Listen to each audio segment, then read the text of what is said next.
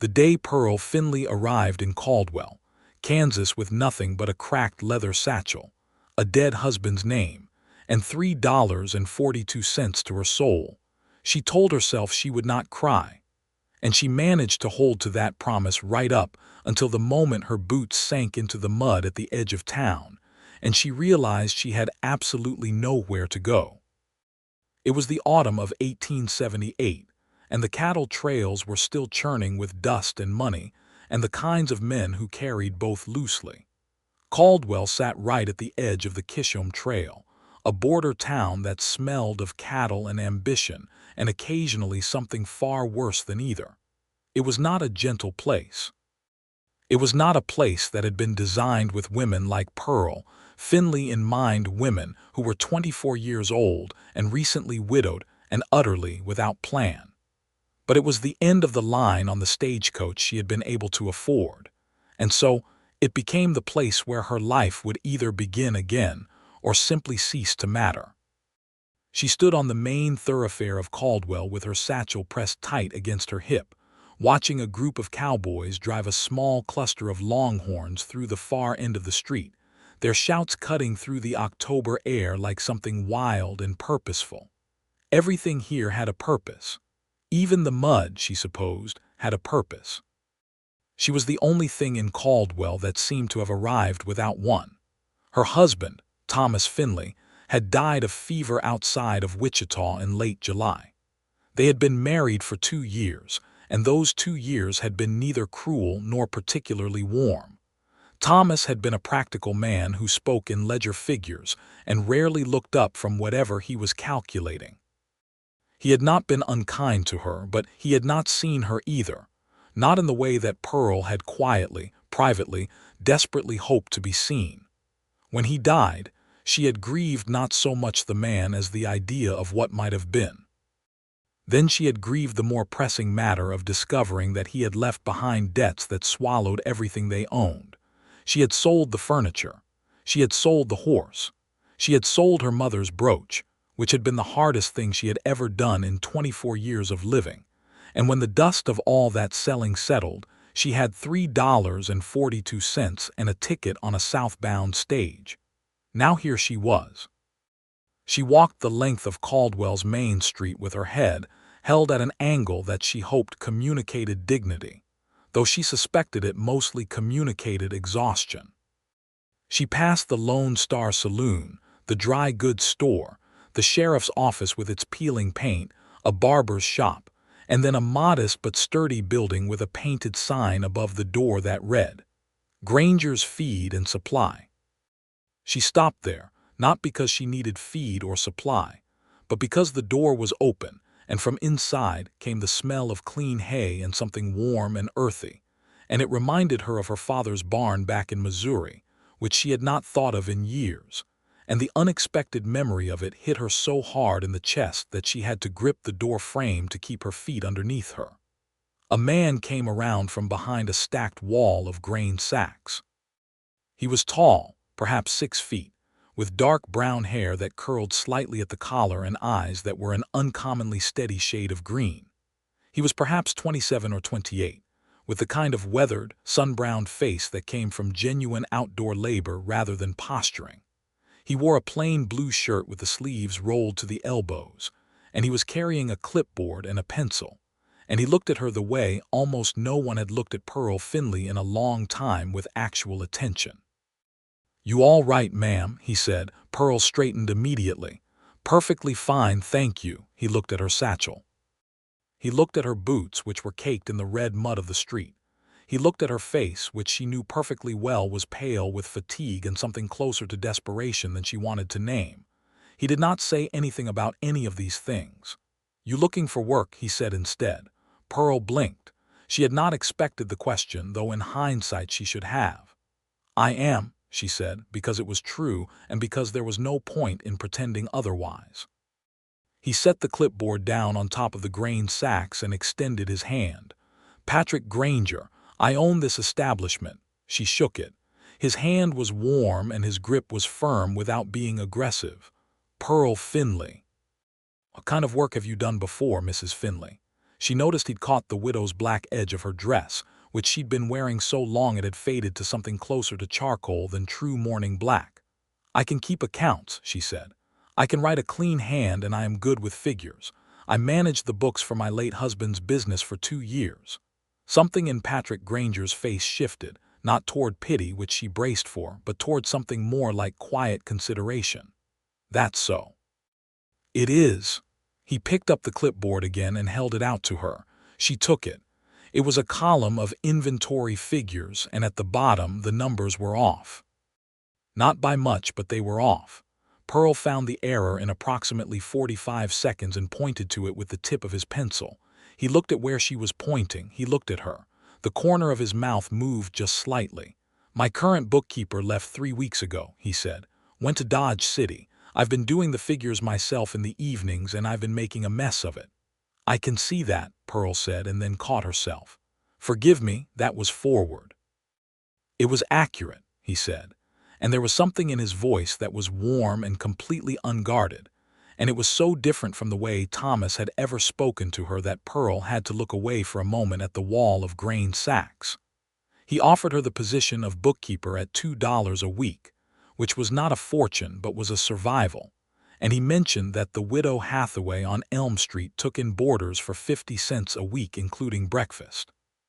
Pearl accepted both pieces of information with the kind of careful composure that she had been practicing since Wichita. She started the following morning. The first few weeks at Granger's Feed and Supply were a matter of learning the rhythms of a place that was steadily, constantly in motion. The store was the primary supply point for every ranch within 20 miles of Caldwell, and ranchers came in and out with the same regularity as the seasons, predictable in their patterns, but with a texture and variety that kept Pearl from ever quite settling into boredom. She worked at a small desk tucked in the back corner behind the counter, and she kept Patrick Granger's books with a precision that she could tell he both appreciated and found slightly astonishing. He would come in from the yard with mud on his boots and receipts stuffed in his coat pocket and hand them to her in a loose, crumpled mass, and she would smooth them out and enter them into the ledger with a neat, unhurried hand. And when she handed the reconciled figures back to him at the end of each week, the look on his face was something she began to quietly look forward to. It was not an effusive look. Patrick Granger was not, she was coming to understand, an effusive man. But there was a quality of genuine relief in his expression each time, like a man who had been carrying something heavy and was grateful to set it down.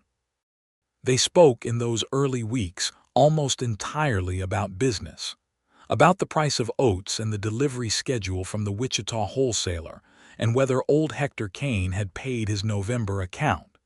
These were safe conversations, practical ones, and Pearl was comfortable with practical.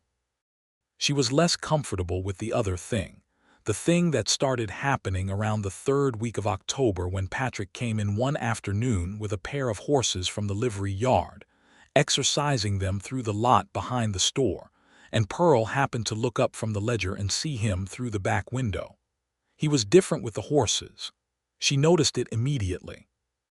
All the quiet competence that he carried inside the store, which could sometimes read as reserved, almost distant, opened up entirely when he was working with an animal. He moved with a sort of patient gentleness that was entirely at odds with the roughness of the town around him, and he spoke to the horses in a low, steady voice that Pearl could not hear through the glass, but could somehow feel the cadence of. She looked back at the ledger and made a small, deliberate ink error, which she immediately corrected, and she told herself to pay attention to the numbers. She did not entirely manage it. November came, and with it a cold that swept down from the north and turned Caldwell streets into frozen ruts.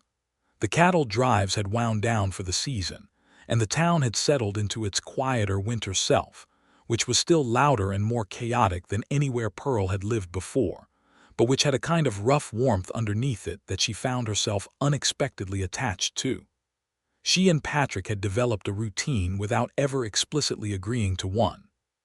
She arrived at the store at 8 in the morning, shortly after he had already opened and begun unloading whatever had come in on the morning delivery.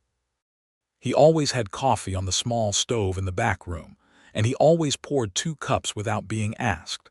They would drink coffee and he would tell her about the morning's deliveries and she would tell him what the week's accounting looked like, and then they would go to their respective tasks. It was an ordinary routine.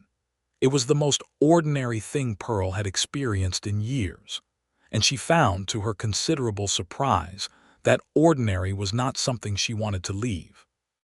There were evenings, those November evenings, when the store closed at 6 and the last customer had gone, and the town outside had settled into its nighttime noise of piano music and cattle lowing, and the distant sound of men on their way to or from somewhere, when Patrick would stay late tallying stock and Pearl would stay late finishing the week's accounts, and they would work in a companionable silence that felt, to Pearl, like something she did not quite have the vocabulary for.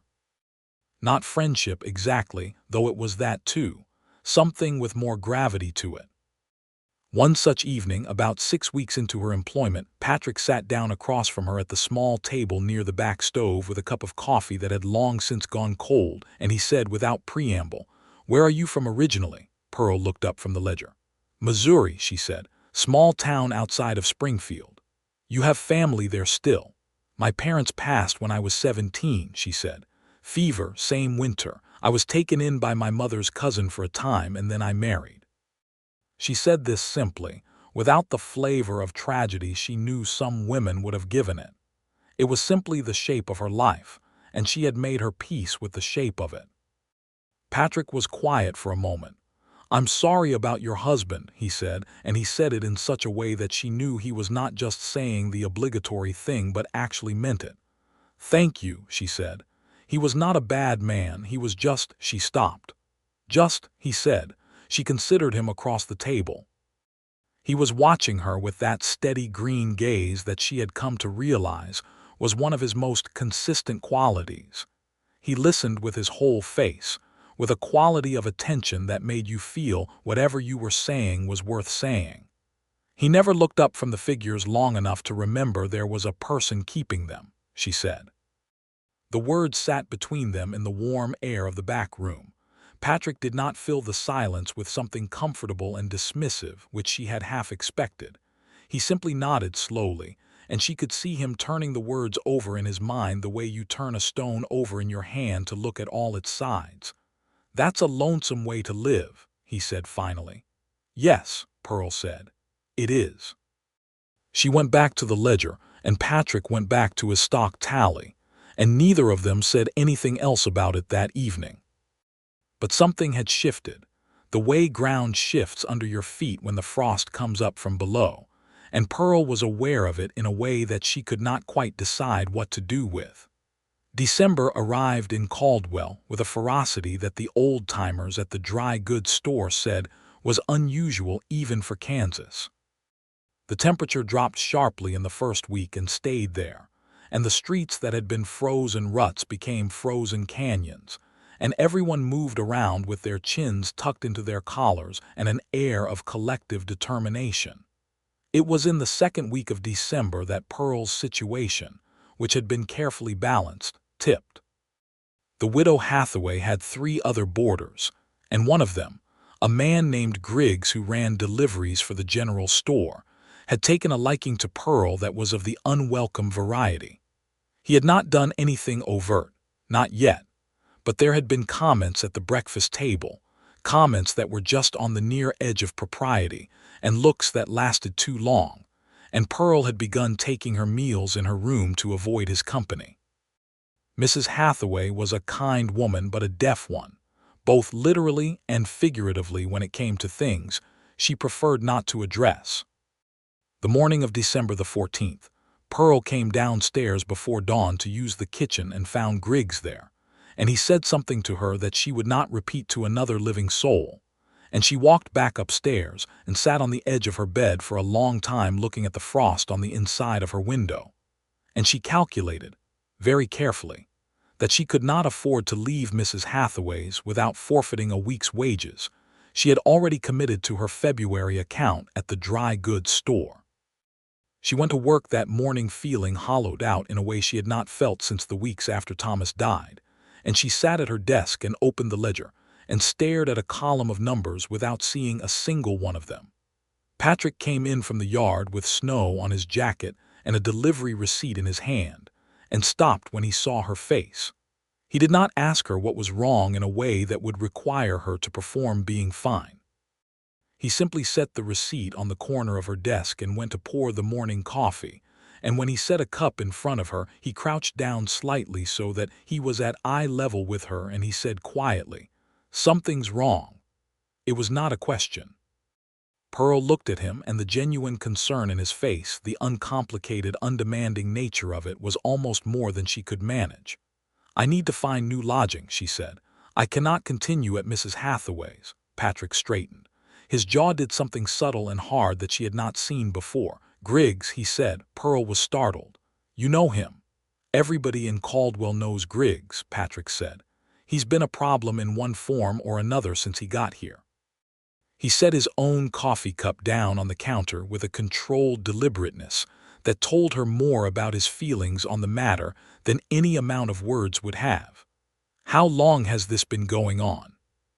3 weeks, perhaps. He has not been physically. I mean to say it has been comments, looks, that sort of thing. But it is enough that I cannot." She stopped herself. She hated how her voice had gone uncertain. She hated needing to explain it. "You don't need to explain it further," Patrick said. "It's enough." She looked at him. "There's a room above the store," he said. "I use it for storage mostly. There's a bed frame and a stove, and it's clean and it's warm. You'd have your own door with a lock." He said this next part carefully, looking at the ledger rather than at her face.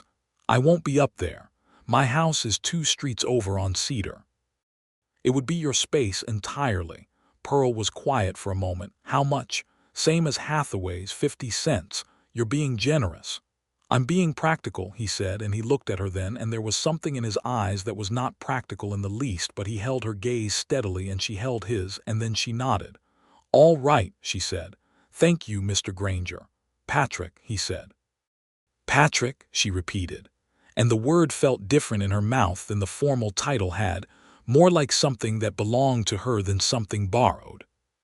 She moved her things that same afternoon, while he spent an hour upstairs making certain the room was properly clean, and the stove worked, and the lock on the door was good. He brought up a quilt from a cedar chest that he said had been his grandmother's, and he left it folded on the foot of the bed without making any ceremony about it.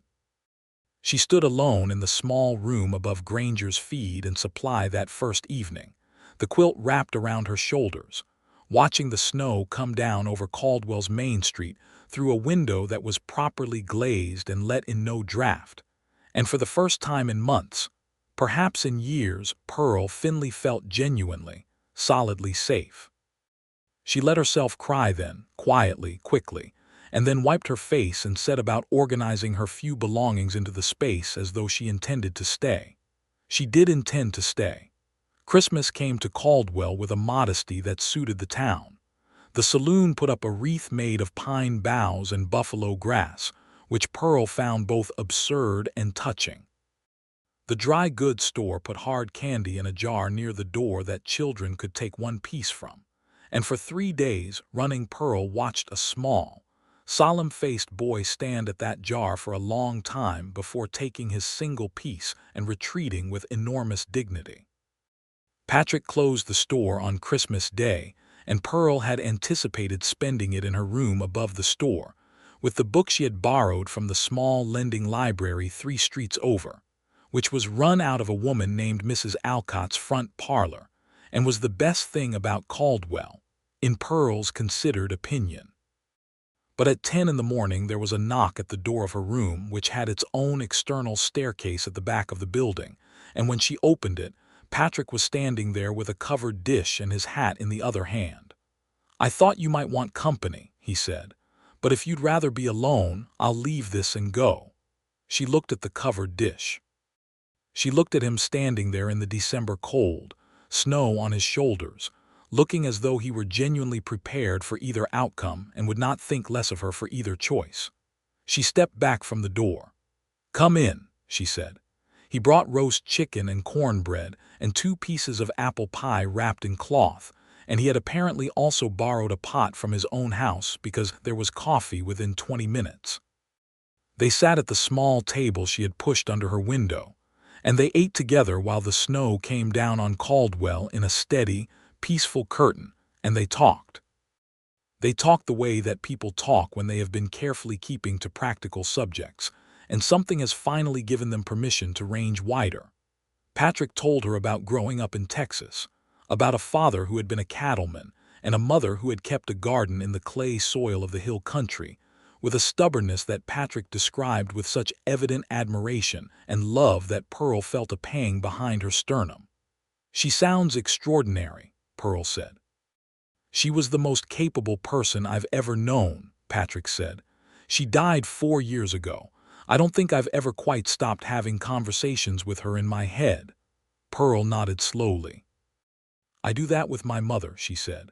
"I'll see something, a color of light on the grass or a particular kind of cloud, and I think she would have liked that, and then I feel both sad and not sad at the same time."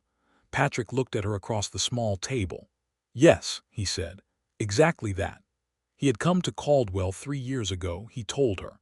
He had saved for the store for 2 years before that, working on the cattle drives and living as simply as possible. He had wanted something that was his, something that he built and maintained with his own hands, something steady. "Most men out here want the big cattle operation," Pearl observed. "The 1,000 acres and the 100 head. Most men out here don't think about what they want when they're 60, Patrick said. "I want something that will still be standing." Pearl folded her hands around her coffee cup and looked at him. He was looking out the window at the snow-covered street, and his face in profile was thoughtful and private, and she thought, with a clarity that alarmed her slightly, that she had never in her life wanted to know another person more than she wanted to know this one.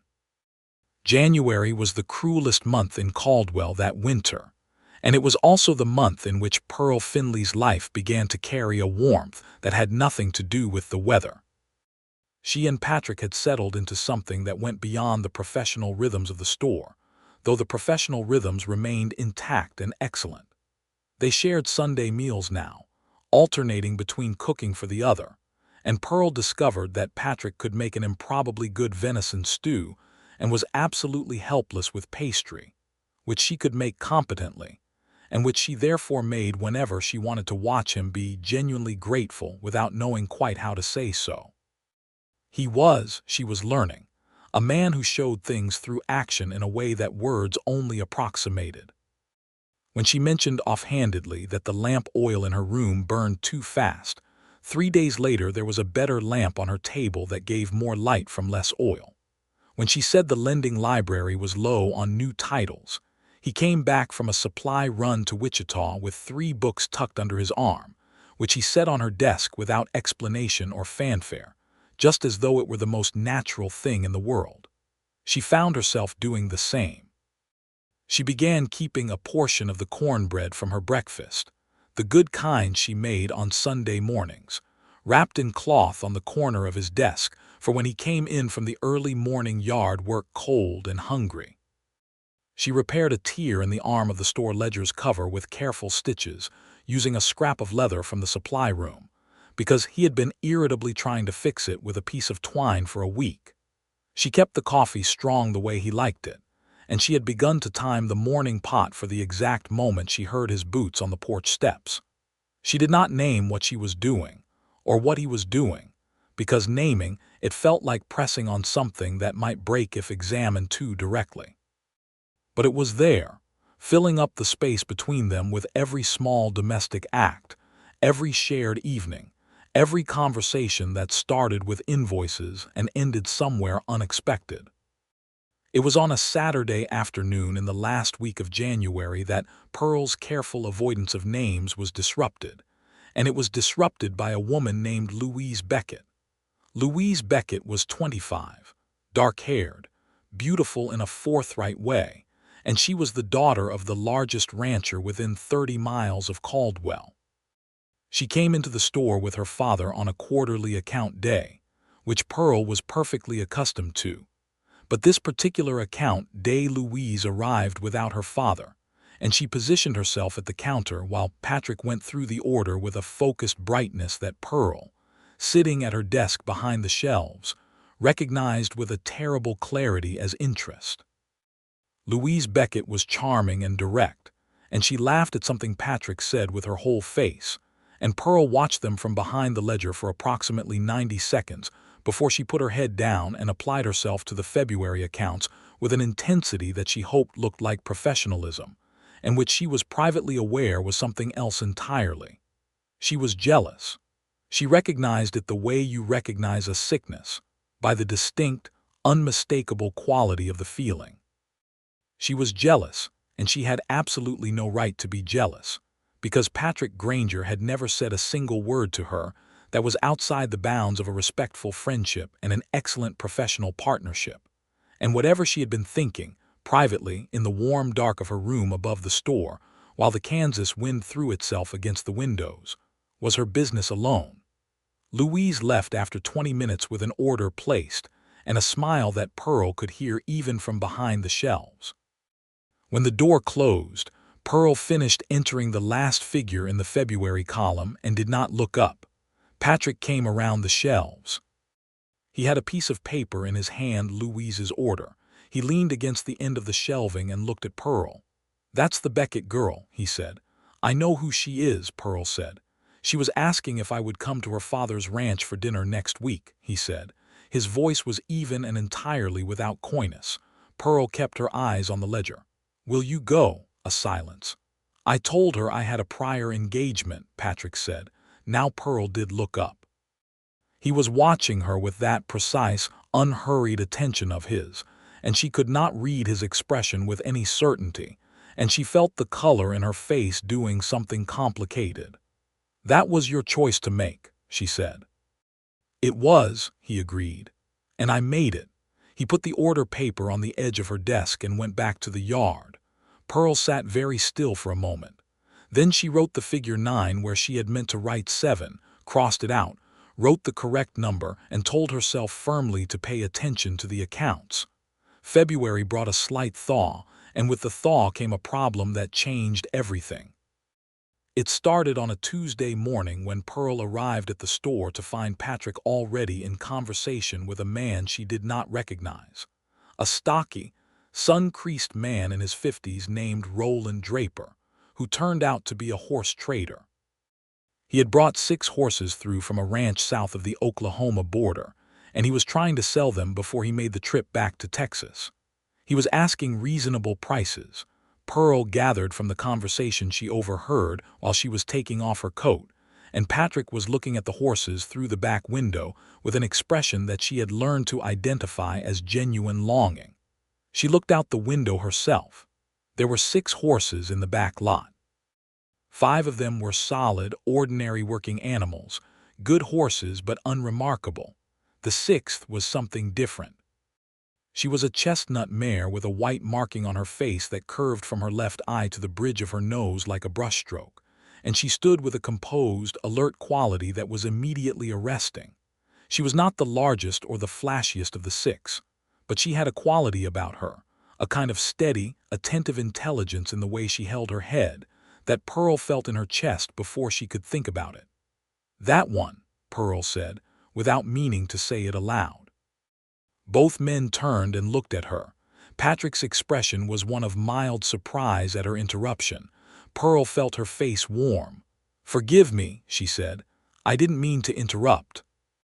But Patrick had turned back to the window and he was looking at the chestnut mare. "Which one?" he said. "The chestnut with the marking." He was quiet for a moment. "She's not for sale," Draper said. "That one I'm keeping."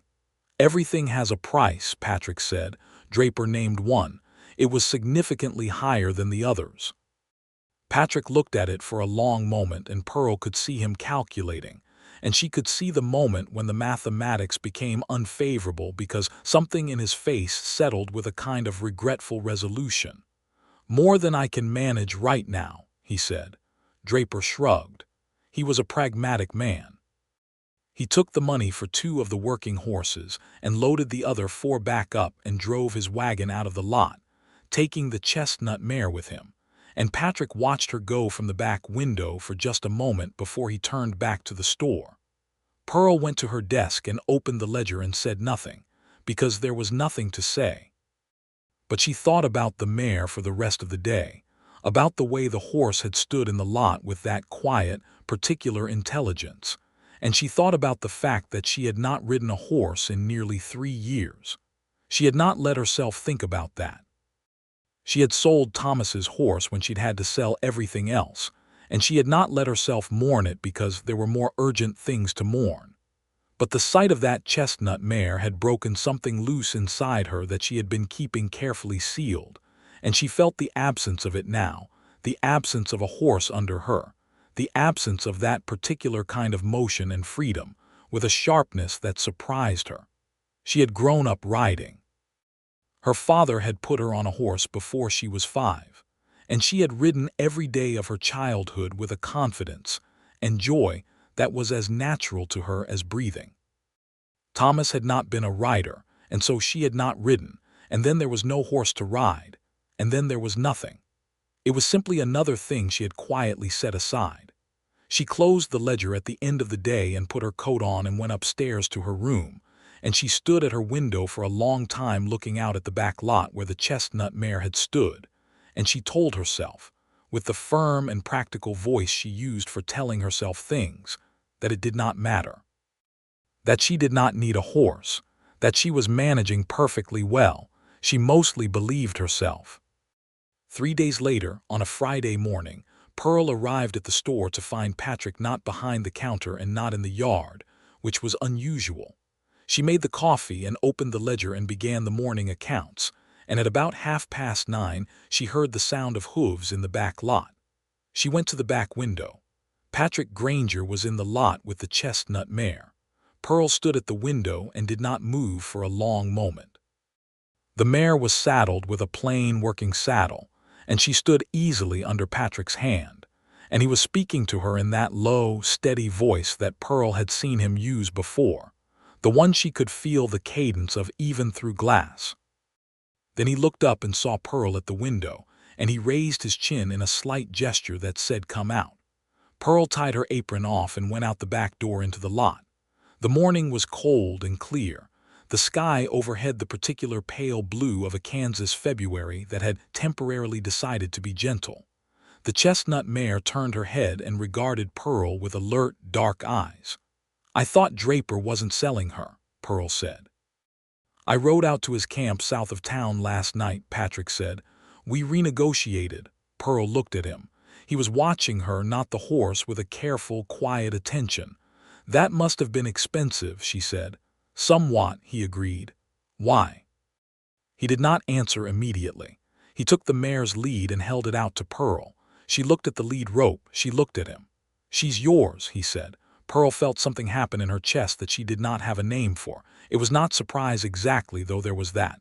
It was more like the feeling of a room you had forgotten about being unlocked, something long closed coming suddenly, warmly open.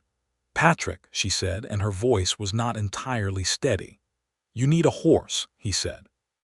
You looked at her the way a person looks at something they've been missing, without knowing it.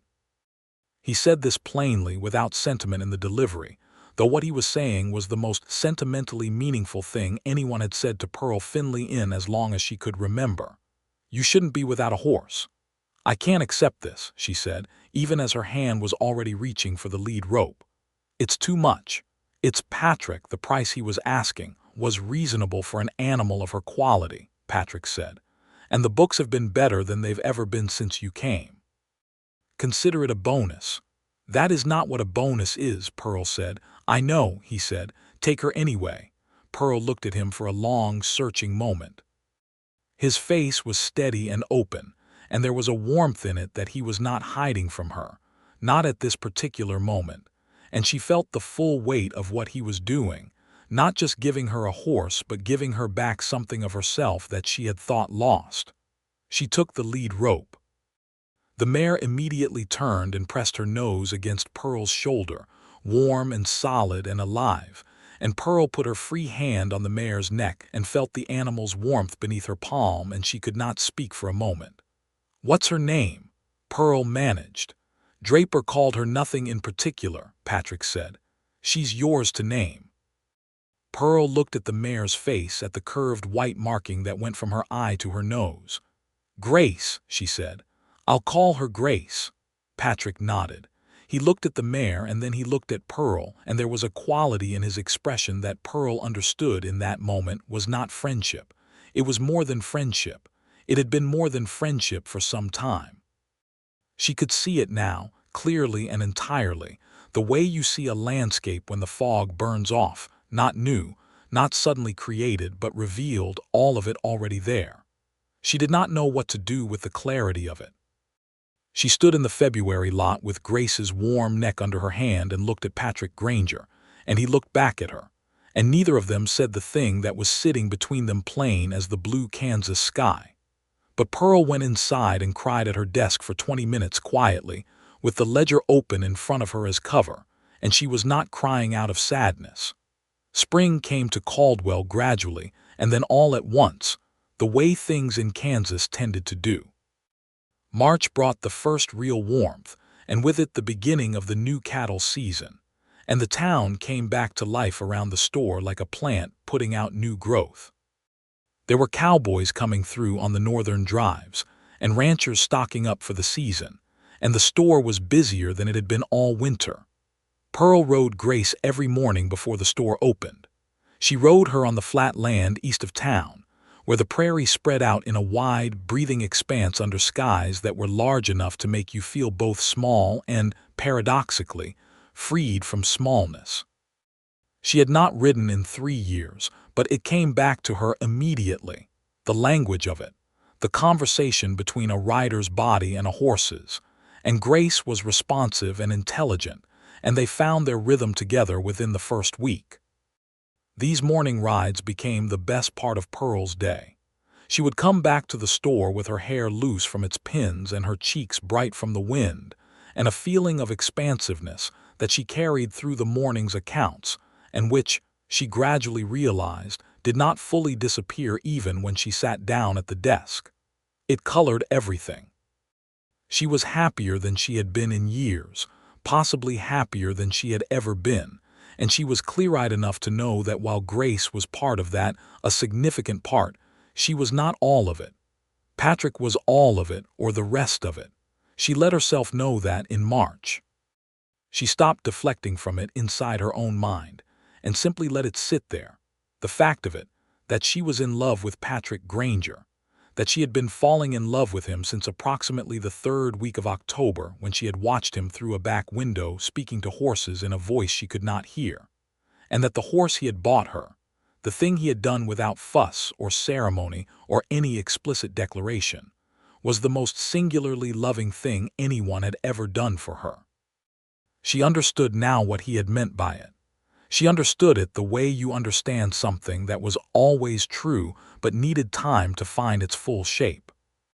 He had seen her look at that mare, and he had known, with the same quality of quiet attention he brought to everything, what it meant that she had looked at the animal that way.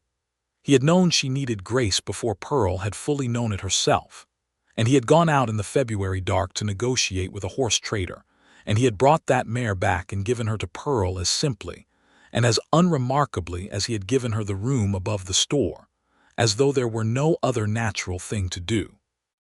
That was how he said things. She understood that now.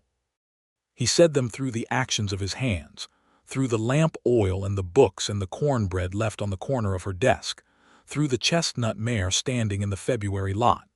He said them in the spaces that other people filled with words. She thought about this on a warm April morning while she was riding Grace along the eastern edge of town, the spring grass just greening up around them, the sky doing its enormous Kansas thing overhead, and she thought, I have to say something. Because she could live in the warmth of Patrick's unspoken care indefinitely. She could work at his store and live in his building and eat Sunday dinners with him for years, and it would be a better life than she had thought she would have. But it would not be the whole of what was available to her, and she was tired of taking less than the whole. She turned Grace toward town. She went into the store, where Patrick was arranging a delivery of seed corn in the front section. He looked up when she came in. He registered something in her face, the same way he always registered things in her face, quietly, completely. "I need to talk to you," she said. He set down the bag of seed corn. He came around the display and stood in the middle of the store with his hands at his sides, simply present, waiting. Pearl took a breath. "You bought me a horse," she said. "I did," he said. "You bought me grace when I had nothing," she said. "And you gave me a room when I needed safety, and you gave me work when I needed it, and you have been giving me things quietly every day, and I don't think you know that I understand what you're saying with them." Patrick was very still. "Or perhaps you do know," Pearl said. "Perhaps that's why you say things that way, because you know that the right person will hear them." "Pearl," he said, and the way he said her name was different from every previous time, something stripped of its professional layer, something that went straight past all the careful, practical scaffolding they had both been building around this feeling. "I love you," she said. "I want to say it plainly because I don't know if I've made it plain, and I should have. You say things through your hands, and I want to be sure you've heard it from my voice." Patrick crossed the floor to her in 3 strides, and his hands came up to her face with the same quality of care he brought to everything, unhurried, certain, completely sure. And he kissed her in the middle of Granger's feed and supply, with the spring light coming through the front windows and a bag of seed corn open on the floor. And it was the most uncomplicated and complete thing Pearl had ever felt. When they broke apart, he was looking at her with a face that was entirely open, the reserve gone completely, and she could see in him what he had been keeping so carefully all these months. Not hidden, exactly, but held, the way you hold something precious when you're not certain it's safe to put down. "I've been in love with you since October," he said. Pearl laughed, and the sound of it in the spring-lit store was a sound she did not recognize as belonging to herself, bright and full and entirely unguarded. "So have I," she said. "I bought that horse for you," he said, "and I didn't know how to tell you why." "I know why," she said. "I know exactly why." He kept her face in his hands and looked at her for a long moment as though making sure of what he was seeing, and then he smiled, a real smile, the kind she had seen in glimpses but never quite fully before, and it rearranged his whole face into something that she wanted to look at for a very long time. "All right then," he said. "Good. Good," she agreed. Spring moved through Caldwell, and Pearl moved through it differently than she had moved through anything before, with a sense of anchored joy that she had not known she was capable of. She and Patrick were not secretive about their courtship, which in a town of Caldwell's size was not especially possible anyway. The old men who came in for their grain orders noticed the change, and made their approving comments with the bluntness of men who saw no reason for tact. Mrs. Alcott, at the lending library, gave Pearl a significant look the first time she came in after the news had made its way through town, and pressed a copy of a novel into her hands that Pearl suspected was meant as some kind of congratulation. They rode together on Sunday mornings, Patrick on a bay gelding named Amos and Pearl on Grace, out into the wide spring prairie east of town. These were the best hours of the week. The prairie in April and May was a thing of such extravagant beauty that it still caught Pearl off guard sometimes. The grass going from brown to green so quickly it seemed deliberate, the wildflowers coming up through it in waves of yellow and purple and white, the sky overhead so present, and so close that you could almost believe the world had no ceiling. They talked on those rides the way they talked in the store's back room, only better, more freely, because the open air and the movement of the horses seemed to shake loose things that might have stayed sealed indoors. Patrick told her about the drives he had done in his early 20s, working the Kishom Trail north to Abilene, and then Caldwell, about the particular loneliness of that life underneath its camaraderie, about the moment he had decided he wanted the store and started putting money aside for it with the stubbornness his mother had apparently transmitted to him genetically. Pearl told him about Missouri, about her father's farm, and the way her mother had kept flowers in tin cans on every windowsill, because, she said, a house Without flowers was just a building. She told him about the years after her parents died, the cousin's household, the way she had learned very early to be useful and efficient as a means of making herself acceptable in a space where she was not entirely wanted. She told him that she had married Thomas partly because Thomas was steady, and partly because she had been afraid of what happened to women who were not anchored to something in a world that moved too fast. "You were anchored to the wrong thing," Patrick said. "Yes," Pearl said. "But I'm learning that the right anchor doesn't feel like a tether." He looked at her sideways from Amos's back. The morning light was clear and warm, and it caught the green of his eyes. "What does it feel like?" he said. Pearl thought about it. Grace moved steadily beneath her, and the spring grass bent in a light wind, and she could smell the clean earth and flower smell of the prairie coming up warm. "A mooring," she said. "Something that holds you in one place long enough to know where you are so that you can move from there freely." Patrick was quiet for a moment. "That's the best thing anyone's ever said to me," he said. In June, he asked her to marry him. He did not make a production of it. This was so entirely in keeping with everything she knew of him that it did not disappoint her at all. They were in the store after closing on a Tuesday evening, and he had come around from behind the counter and sat across from her at her desk, and he had put his hat on the desk and looked at her with a directness that was somehow different from his usual directness, more concentrated. "I want to ask you something," he said. "All right," she said. "I want you to marry me," he said.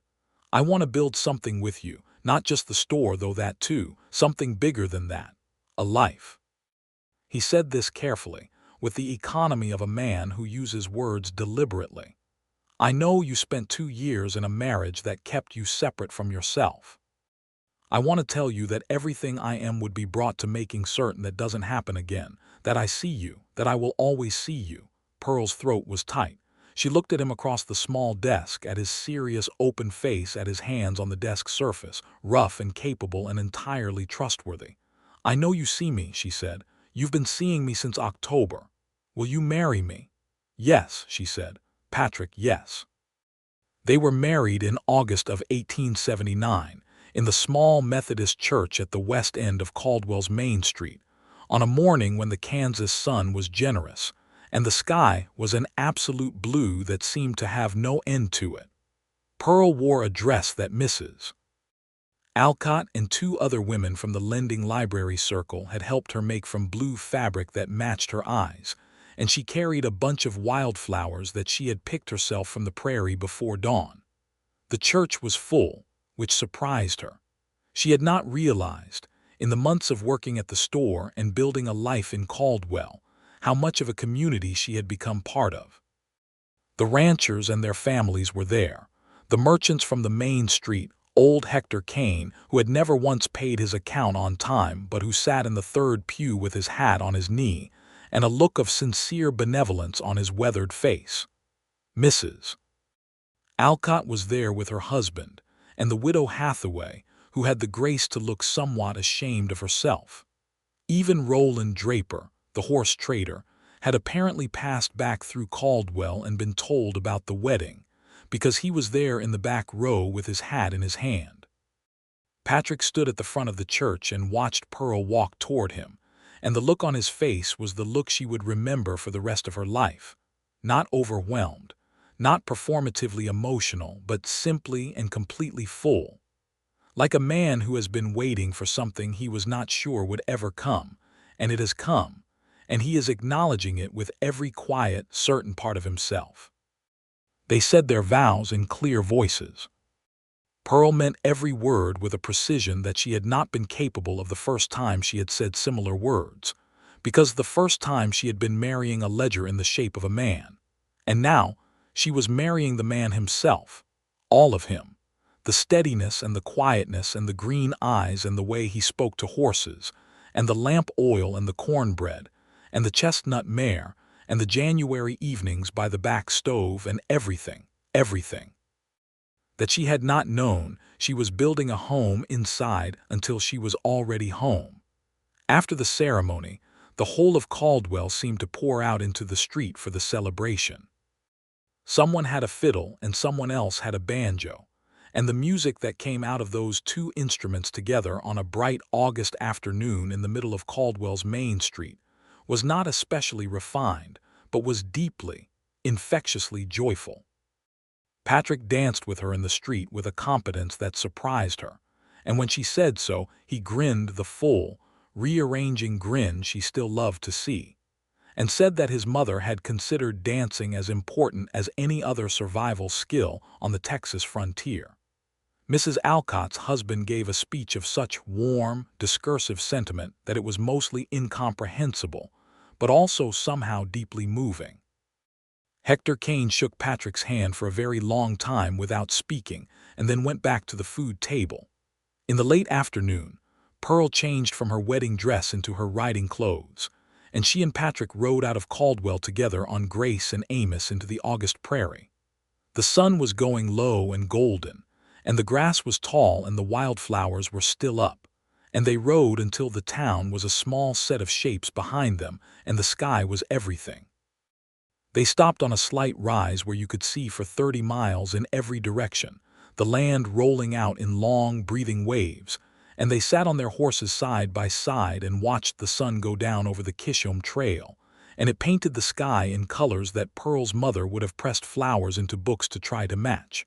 Patrick reached across from Amos's back and took her hand. Pearl laced her fingers through his. "Thank you," she said, "for the horse." "I know," he said, and what he meant was, "I know what I was saying. I know you know what I was saying." "I want you to know," Pearl said, "that I heard it, from the beginning, every single thing." Patrick turned and looked at her with the last of the sunset catching his face, and she thought that she had never seen a person look so completely at peace with where they were. "So did I," he said. "Everything you said." She thought about the cornbread on the corner of his desk, about the careful stitches she had put in the ledger's cover, about all the ordinary acts of care that had been adding up, quietly and without announcement, to the enormous thing that they now were to each other. "We were saying it for a long time," she said. "We were," he agreed. They stayed until the stars came out, and then they turned their horses toward the lights of Caldwell, toward home. The years that followed were the years in which Pearl Finley became Pearl Granger in ways that went far beyond the name, and in which the name Patrick Granger became synonymous, in Caldwell and in the surrounding ranching country, with something solid and right. The store grew. This was partly Pearl's doing. She had reorganized the accounts within the first year of their marriage in a way that freed up capital that Patrick had not realized he had, and they had used it to expand the back lot and add a small livery service, which Patrick managed with the quiet expertise he brought to anything involving horses.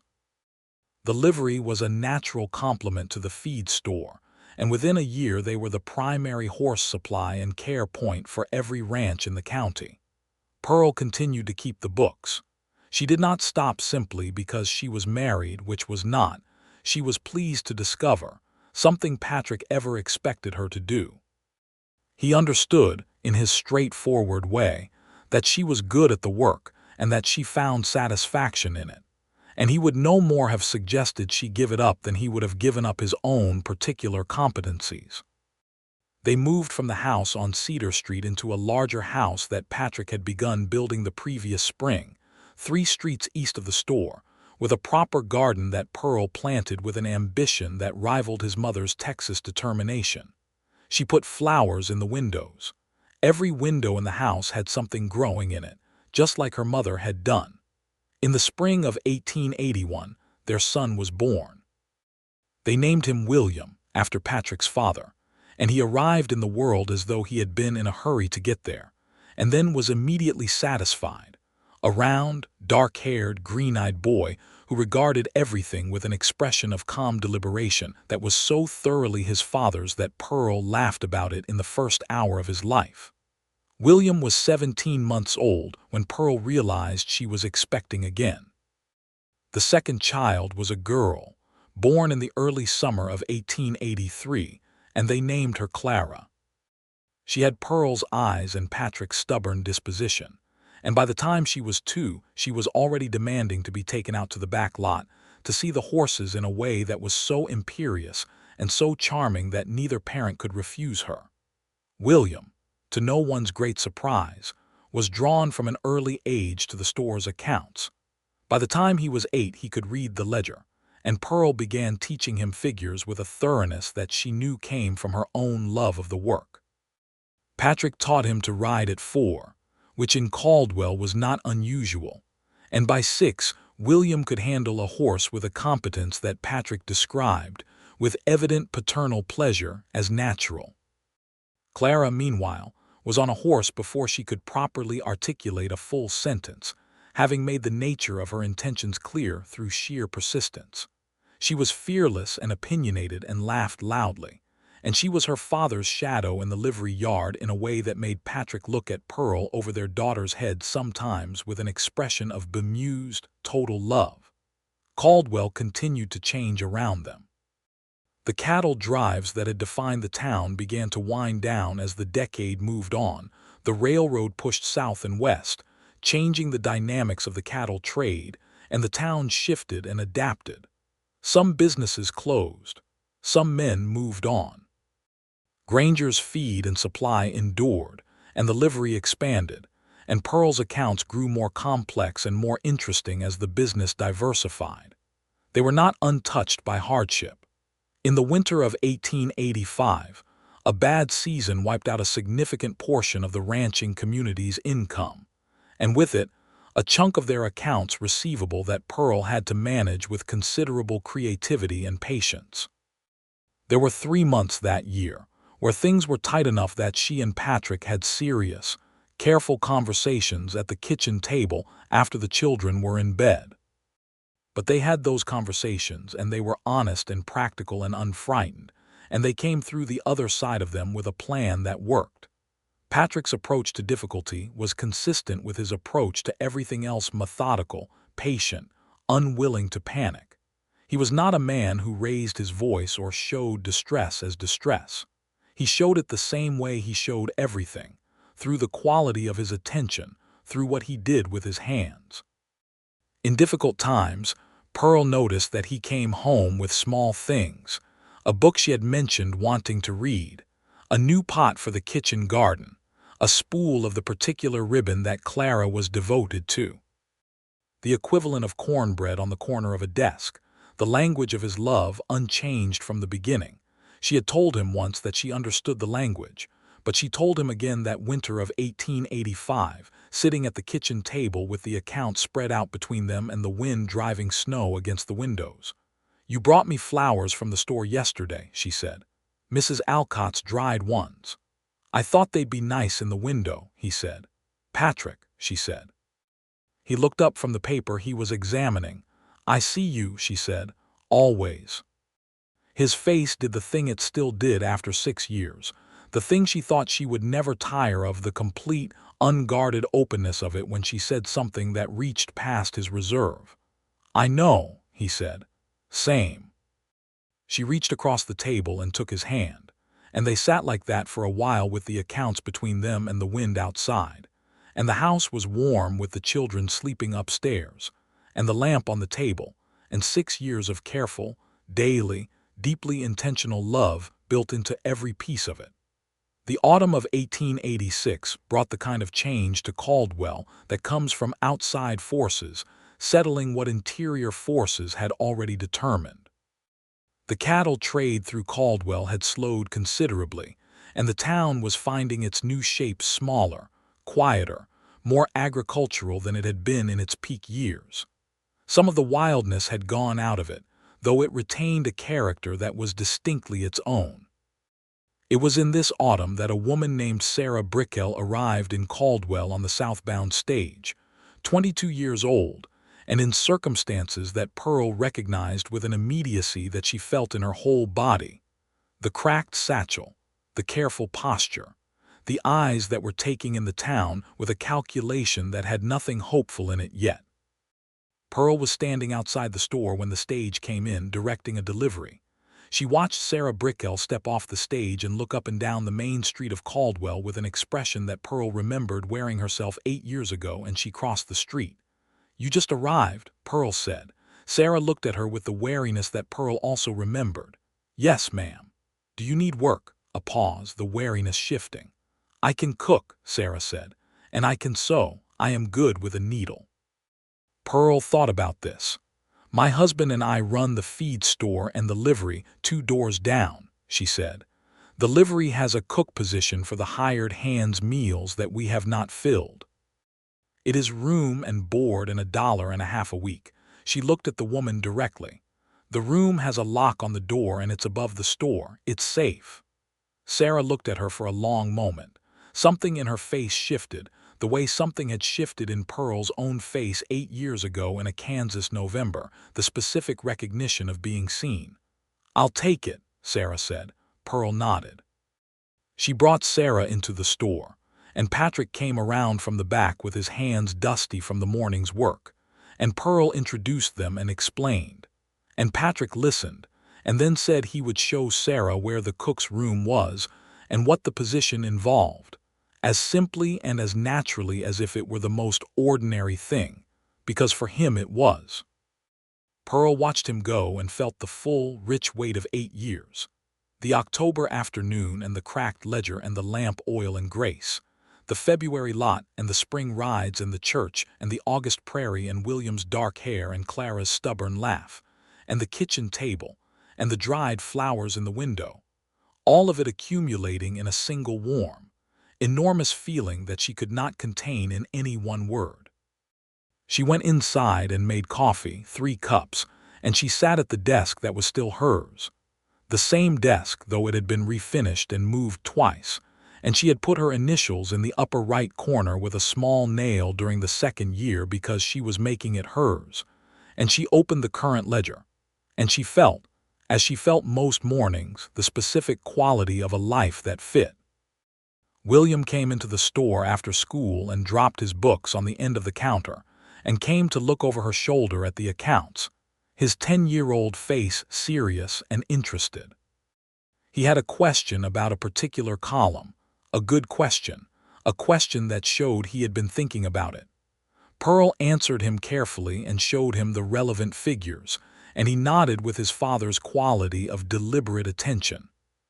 Clara came in 20 minutes later, 8 years old and breathless, having apparently sprinted from the schoolhouse, and went directly through the store to the back without stopping to take off her coat, and Pearl heard, a moment later, her daughter's high, happy voice talking to the horses in the lot. Patrick came through the front door from wherever he had been showing Sarah the cook's room, and he caught Pearl's eye across the store over William's head, and the look between them carried all of it. The amusement about Clara, the satisfaction about William, the day and the life, and the decade of ordinary, extraordinary accumulation of a love that had always shown itself through what the hands did rather than what the mouth said. He went to the stove and poured himself coffee without asking and brought the pot over to her and topped up her cup without being asked. She looked up at him. He looked down at her. "Good day," he said. "Very," she said. "You." "Getting better," he said. William looked between them with the slightly pained expression of a 10-year-old confronted with his parents being sentimental in a way he could not yet fully translate, and said, "Can I take Amos out before supper?" "After you finish your figures," Pearl said. "I did them at school. Then show them to your father." William picked up his books and went to find Patrick, and Pearl turned back to the ledger and listened to the sounds of her store, her home, her life. William's voice and Patrick's low response. Clara outside talking to horses, the new woman in the cook's room, the autumn wind off the prairie, the town settling into its early evening quiet. She thought about a cracked satchel and $3.42.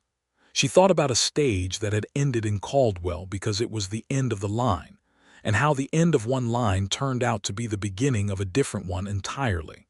She thought about a door left open in October, and a man with a clipboard and green eyes who had asked if she needed work and had not once, in all the time since, stopped paying attention. She thought about Grace, who was 16 now and still extraordinarily healthy, and still the first animal Pearl went to in the morning. pressing her face against the mare's warm neck the way she had done since the February lot when Patrick had held out the lead rope and said, "She's yours." She had not known then, not completely. She had felt it, had been moved by it more than she'd let herself show, had understood that something significant was happening. But she had not fully understood what it meant, what Grace had been, what the offering of her had been. She understood now. She had understood it in layers over years, each year adding a new depth to the comprehension of it, the way you understand a landscape better the longer you live inside it. He had bought her a horse when she had nothing. He had not said, "I love you." He had not said, "I see you." He had not said, "I want you to have the things that make you yourself." He had said all of it with a chestnut mare standing in a February lot, with a lead rope held out, with the simplest and most abundant words he knew, his hands. And she had heard him. She had always heard him. She had heard him before she knew what she was hearing, and then she had learned the language, and then she had spoken it back to him in every language she had, in the cornbread and the repaired ledger, and the coffee timed exactly right, in riding out to meet him on those April mornings when the prairie was so green it almost hurt, in sitting with him at the kitchen table when things were hard, and saying "I see you" with her whole presence. They had been saying it to each other for 7 years. They would go on saying it for the rest of whatever was given to them. Pearl closed the ledger. She capped the ink.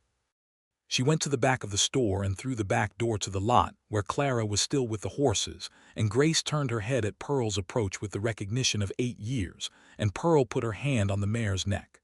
"Hello, old girl," she said. Grace pressed her nose against Pearl's shoulder, warm and solid and entirely certain. "Mama," Clara said from where she was standing on the fence rail, "I want to ride Grace tomorrow." "You may ask her nicely," Pearl said. Clara turned to the mare with an expression of complete seriousness. "Miss Grace," she said, "may I please ride you tomorrow morning?" Grace, who was unimpressed by all human formality, flicked an ear. She said yes, Clara determined. Patrick appeared in the back doorway of the store and leaned against the frame, watching. Pearl looked back at him. The October light, they were back in October, and the light was doing what October light did in Kansas, going gold and low and generous over everything, came across the lot and caught his face, and she thought, 8 years. 8 years since I walked through a door in Caldwell with nothing. 8 years since a man with green eyes asked if I needed work without pretending not to see that I did. He raised his chin in the slight gesture that she knew by now as well as she knew her own breathing. It was his version of a smile, his version of a greeting, his version of "all right, you're here, I'm here. This is good." She raised hers back at him. Clara was telling Grace about the ride she had planned for tomorrow in detail that the horse was receiving with admirable patience. William had come through and was sitting on the fence with his books in his lap, doing his figures in the last of the afternoon light with the focused, methodical pleasure of a child who had been given the exact right tools for the person he was. Patrick pushed off from the door frame and came into the lot, and he came to stand beside Pearl, and she leaned her shoulder against his, and they stood in the October lot of Granger's feed and supply with their children and their horse, and the day going golden around all of them. "Cornbread tonight," he said. "Cornbread tonight," she said. His hand found hers and held it, and she held it back, and the evening came down gentle and gold over Caldwell, Kansas, and over the life that Pearl Finley had built from nothing and $3.42, and a man who had said "I love you" with a chestnut mare before either of them had words for what they were to each other. She thought it was the best translation of love she had ever encountered. She thought she would spend the rest of her life grateful for a man who communicated in acts, in the steady, unannounced labor of care, in everything his hands knew how to say. She thought she would spend the rest of her life saying it back, in every language she had. And she was right. The years that followed settled around the Granger household like good weather, not without the occasional storm, but with the kind of fundamental warmth that made everything else manageable. William grew into a tall, serious young man who had his father's green eyes and his mother's uncommon aptitude for figures. And by the time he was 14, he was genuinely helping with the accounts rather than just reading them. And Patrick had begun to teach him the livery work alongside the books. Because, as Patrick said in his particular way, a man ought to know how to do more than one thing. Clara remained herself with an extraordinary consistency, the same small, determined presence she had been at 2, only expanded. By 12, she was the best young rider in the county, and she knew it and was gracefully unapologetic about it. She was also unexpectedly good at the livery's patient work, at the slow, careful building of trust between a person and an animal, which she had clearly learned partly from her father and partly from years of watching her mother with Grace. Grace was 20 in the spring of 1898, which was a very good age for a mare, and Pearl celebrated it by bringing the horse an extravagant quantity of apple slices and telling her, in a low voice in the quiet of the early morning, all the things Grace had done for her, which was more than could be articulated but which Pearl attempted anyway, because she had always believed that horses understood more than was given them credit for. Pearl was 43 that year, and Patrick was 47, and they were both, by every available measure, exactly where they were supposed to be. The store was well established, and the livery was thriving, and the house on the east side of town had Pearl's flowers in every window and Clara's drawings tacked to the kitchen wall and William's books stacked in several places they were not supposed to be. There was a morning that spring, another spring morning. Pearl had been given many beautiful spring mornings in Caldwell over the years, and she was sincerely grateful for everyone. When she came downstairs and found Patrick already at the kitchen table with coffee and the morning's delivery invoice, and he had put a handful of the first wild flowers of the season, yellow ones, in a tin cup in the center of the table. Because they had been in every window and on every surface for as long as they had lived in this house, and because he had learned it from listening to stories about a Missouri woman who had pressed flowers into books to match the colors of Kansas sunsets. He was reading the invoice when she came in. He did not look up. The flowers were just there on the table in a tin cup. Pearl stood in the kitchen doorway and looked at them, and she felt the full, accumulated weight of everything. The years and the children and the work and the difficult winters and the beautiful summers and Grace's 20 years, and the store and the livery and the October that started it, all of it gathered in the sight of a handful of yellow wildflowers in a tin cup on a kitchen table in a house that was entirely, specifically hers. She went to the table and sat across from him and poured herself coffee. "Thank you for the flowers," she said. He looked up from the invoice. "The first ones are always the best," he said. "Yes," she said. "They are." He went back to the invoice. She held the coffee cup with both hands and looked at the flowers and thought about a February lot and a lead rope held out and the simplest, largest declaration of love that had ever been made to her. She was still thinking about it. She suspected she always would be. Outside, the spring light came across the Kansas prairie in long, generous waves, and Caldwell went about its morning, and somewhere in the back lot, Grace was already awake and waiting, as she had been waiting every morning for 20 years, with the kind of loyal, patient, certain presence that Pearl had come to understand was what love looked like when it had had enough time to settle fully into itself. She got up and went to find her. And the morning opened, gold and full and entirely, perfectly right.